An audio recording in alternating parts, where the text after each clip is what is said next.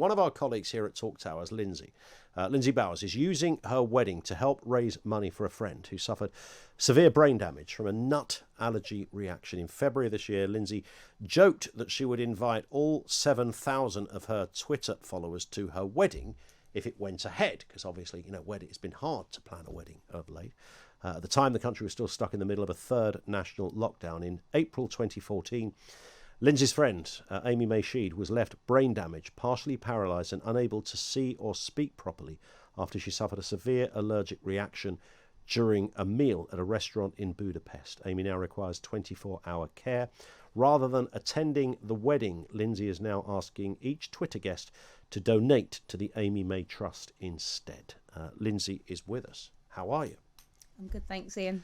Listen, a bit of background here. So we haven't known each other that long. I mean, you worked a little bit around Talk Radio, and then, the dizzy lights of TV came and grabbed Lindsay from our grasp. And you went downstairs. But the Cancel Culture documentary, you were one of the producers on that we've just made, and comes out tonight, of course. It does. So, that's going to be amazing. Yep, from 10 o'clock tonight. 10 o'clock tonight. Yep. You can hear it and watch it on James Wales' programme. So that's your kind of day job. Mm-hmm. And you've worked previously Jeremy Vine Show and This Morning and all over the place. So you work in this industry. So I knew you were getting married because you talked about it when we were out filming the Cancel Culture documentary. But I didn't know about Amy. I didn't know about your friend Amy, even though when I read the story, I remember seeing her and her mum on This Morning a little while back. So it kind of rang a bell. And you told a brilliant story on social media that I think certainly made me blubber. And I know you weren't looking to make people cry, but it's an incredibly devastating story. What happened to Amy? I mean, I gave the loose outline there. Just tell us a little bit more about what happened. Yeah, so I met Amy working at ITV on programmes, as I say, like This Morning, and I remember how excited she was to go to this trip to Budapest for the weekend. It was a girls' weekend away, and she was going straight to the airport from ITV Towers. And little did I know that would be the last time I'd see her as the Amy I knew then. During this girls' weekend, she went out for a meal in Budapest, and she was always extremely, extremely careful about her allergy. So much so she had cards made up in Hungarian to show to restaurant staff, saying, I have a severe allergy, and it listed the food she can't have in Hungarian. Her food was brought to her and everything looked okay. But after just one bite of this chicken dish, she went into severe anaphylactic shock.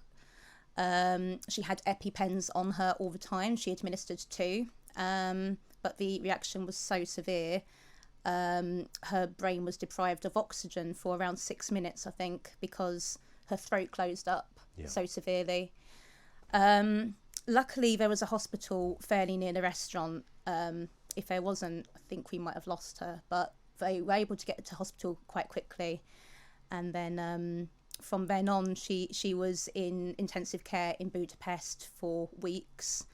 They had to induce a coma because her brain wouldn't stop swelling. And I remember those weeks where I was in contact with her parents, and every few days it would be, we're going to try and take her out of the coma now. And every time they did, her brain would start swelling again, and every time that happened it would just cause more and more damage. So I think after about 20 days she was finally allowed to be flown back to London, where she stayed in St Thomas's Hospital for almost a year. Wow. And the damage was just catastrophic, as you explained before, severely brain damaged, in a wheelchair. She's blind, she can't walk or talk properly. And that's why we're asking for donations, because it costs so much to give her the therapy she needs, just to give her a better quality of life. So, and this is 24-hour care, of course. Around the clock care, we'll come back to that, but just tell us, so the restaurant, as I understand it and reading what you'd written, clearly did they ignore this instruction? Did it not get passed on to the chef? Do we know anything about how that happened?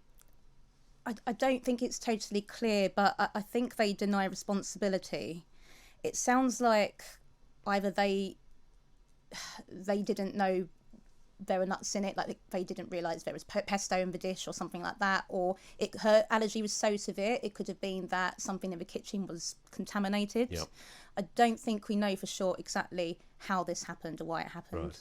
And they weren't insured, as I understand it, which would be the normal course of events, that you would make a claim on the business and that would have then gone to assist Amy in the kind of care she needs. That's right, yeah. And then just to double up on the what feels like an injustice, medical travel insurance doesn't cover life-threatening or life or problems that are going to last for the length of your life. Is that right? Something like that. Yeah, and in Budapest, it's not. You don't have to have public liability insurance. Gotcha. So Wow. yeah, it's incredibly unfair, really. So and now Amy is she living at home now? Is that where she? She is. So this happened in 2014. Yep. She wasn't able to go home to her parents until just 2019. So that's 5 years Wow. in hospital, intensive care, neurological hospitals, Sure. care homes. And what kind of ability has she got? I mean, you go to see her. Can she recognise you? Is She does, yes. So you've got that. She does have awareness of who people are, and she really responds to my voice when I go and visit her.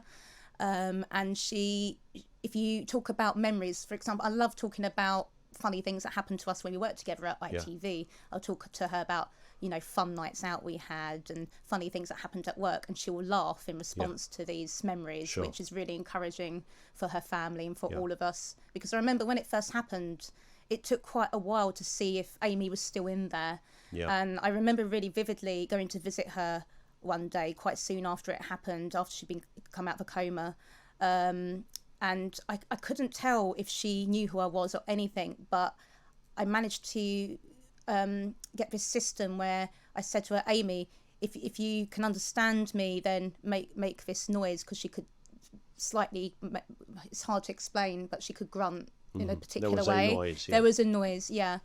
And I said to her, do you remember this, Amy? If so, make the noise. And she would make the noise, and I kept asking her questions, and I said, if this is true, then don't make the noise. Nothing. Yeah. And I remember that day I ran out of a hospital screaming, like, on my phone to so many people, because I was like, Amy understands me. Amy understands me. She's still in there. She's still in there. And can her condition be improved at all? I mean, or is that something that's certainly yet is unlikely at the moment? It's a case of maintaining her health as best that they can. That's right. With neurology, it's very hard to give a prognosis, and she has improved a little since it first happened, but it's a very, very slow, arduous process. I'm sure. Yeah, it's a very long road. So you came up with this bright idea. One night, I'm sure there was alcohol involved, when you said, all my Twitter followers will be invited to my wedding. I don't know what you mean.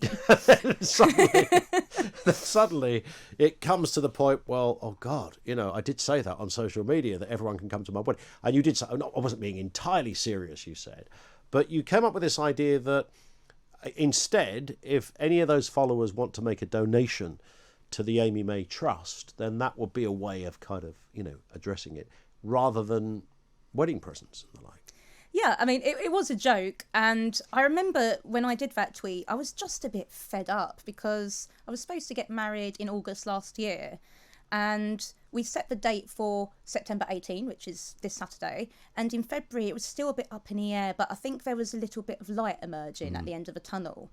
And I was so kind of hopeful. I said, I tell you what, if we can actually do this, because we probably won't be able to, but if we can actually do this, I'll invite all my Twitter followers. And, it was a joke, but when I put that thread up, I thought, what if I can turn that joke into something that will get people nice. invested? Yeah. And when I did that, I didn't expect it to go anywhere. Yeah. But within less than 24 hours, we'd raised £1,000. Incredible. And now we're on almost £6,000, and I haven't even got to the wedding date yet. So it's that's incredible. So you see, I was going to buy you a sandwich toaster, and now that's out the window, isn't it? Because who doesn't want a sandwich toaster?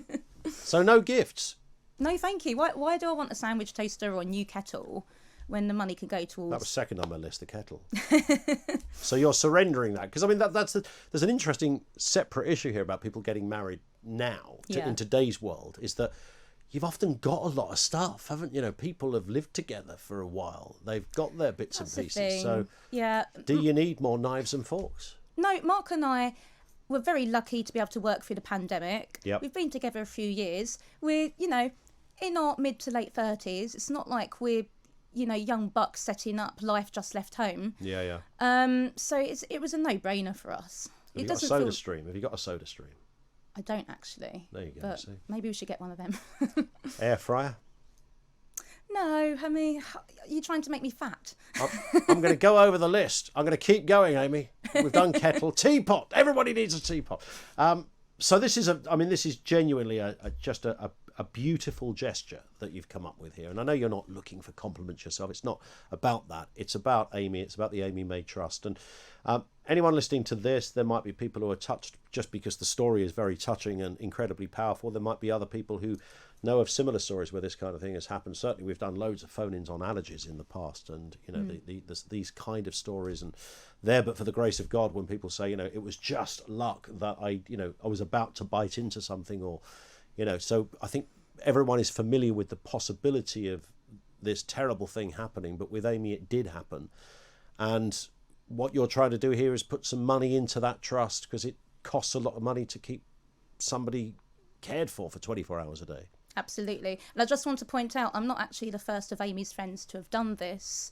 Her friends Emma and John, when they got married in 2016, they did exactly the same thing. It's just because I put my story on Twitter, it's got this traction. It's got some traction, yeah. And because I work in TV, Piers Morgan, I used to work with him on Good Morning Britain. He's made an incredibly generous donation and retweeted it, which has given it a massive boost as well. Yeah. And you've retweeted it as well. Indeed. So well, I was going to say, if it's a battle between me and Morgan, I'll take that any day of the week. So not a problem. If people wanted to donate, where would they go to? What's the best mechanism to point people in the right direction? You can go to the Amy May Trust website, which is easy to find if you just Google it. And if you go to events, Lindsay and Mark's wedding is under events. We've got that on screen right now as well. Amazing. So people can... That's a heck of a beard your Mark's got, isn't it? It's a beardy one, He's yeah. not messing around there, is he? I clocked that at the weekend. I thought, wow, that's an impressive number. Fantastic. Just run that over again for us, where people should go. Amy May Trust website. Amy May Trust website, or they can go to my Twitter page, which is Lindsay C. Bowers. Yep. And I've got the link in my bio. Yeah, and you'll find it on one of the last ones I tweeted out as well. You'll see the detail there too, where I retweeted Lindsay's tweet, as it were. Thank you, Lindsay. When's the big day? Next Saturday, isn't it? So you're This Saturday. Hen weekend was last Saturday. It was, yeah. Finish it. You actually texted me during a hen weekend, which I thought was incredibly impressive. That's amazing. It was about 10 o'clock at night. That was the last text I sent, because I'd seen you tweet about this, and I was so touched. I wanted to thank you. Well, I had a chance to. Before you forgot everything. Exactly. Lindsay, thank you. Thank you. Good luck with everything, and we'll keep mentioning that as well. That's Lindsay Bowers with us, one of our colleagues here, Talk Radio TV, raising money for the Amy May Trust. You know what to do out there. Talk Radio listeners are amazing. Go to the website, go to Lindsay's Twitter page, and do what you can.